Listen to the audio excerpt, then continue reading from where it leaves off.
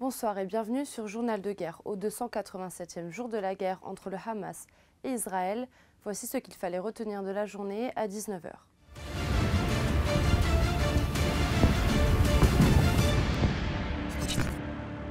Nous commençons par la situation à la frontière israélo-libanaise. Vendredi, 2 raids ont visé la ville de Houla. Le second raid s'est produit alors que l'équipe de la défense civile se trouvait sur le site du premier raid, causant des blessures légères à un volontaire, alors qu'un autre volontaire a souffert de suffocation.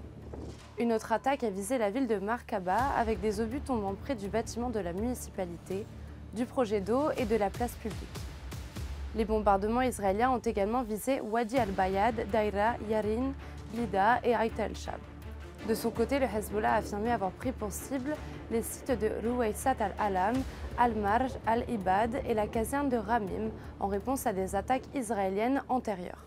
Le groupe pro-iranien a également pris pour cible un déploiement de soldats israéliens dans la colonie d'Al-Manara ainsi que dans les colonies d'Aberim, de Nevziv et de Mano.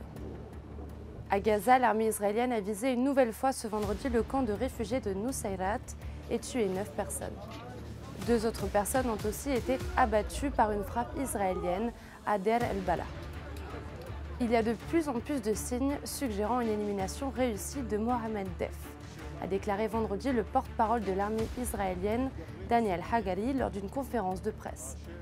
Alors que le Hamas avait déclaré que le chef des brigades Al-Qassam était sorti sain et sauf de la frappe israélienne qu'il avait visée samedi dernier. Le bilan humain depuis le début de la guerre à 19 h, heure de Beyrouth. Aucun bilan officiel n'a été communiqué pour ce vendredi. Les chiffres datant d'hier sont les suivants. Du côté de Gaza, le ministère de la Santé a recensé près de 38 848 morts parmi les Palestiniens depuis le 7 octobre. Du côté israélien, 1200 morts sont toujours officiellement recensés par l'État hébreu depuis le début du mois de novembre 2023. Un chiffre qui n'a toujours pas évolué selon les données officielles, malgré les annonces régulières de soldats tués dans les combats. L'armée israélienne a toutefois annoncé qu'au moins 324 soldats israéliens avaient été tués depuis le lancement de l'offensive terrestre à Gaza. Autre actualité concernant la guerre entre Israël et le Hamas, une attaque de drones revendiquée par les Houthis du Yémen, soutenue par l'Iran, a fait un mort vendredi à Tel Aviv, déjouant le système de défense israélien. Une première pour les Houthis qui s'étaient limités depuis le début du conflit à des attaques sur des navires marchands en mer Rouge.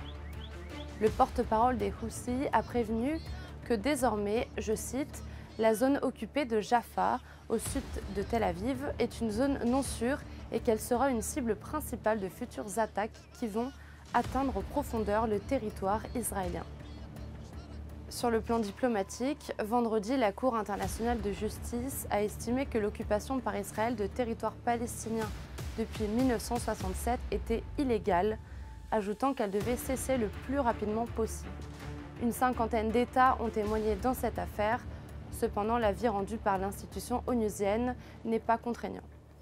Aussi, la Grande-Bretagne a annoncé vendredi la levée de la suspension de ses financements à l'UNRWA, décidée en janvier, et s'est engagée à fournir 27 millions de dollars de nouveaux fonds. C'était tout pour aujourd'hui. On se retrouve demain pour un autre résumé de la situation.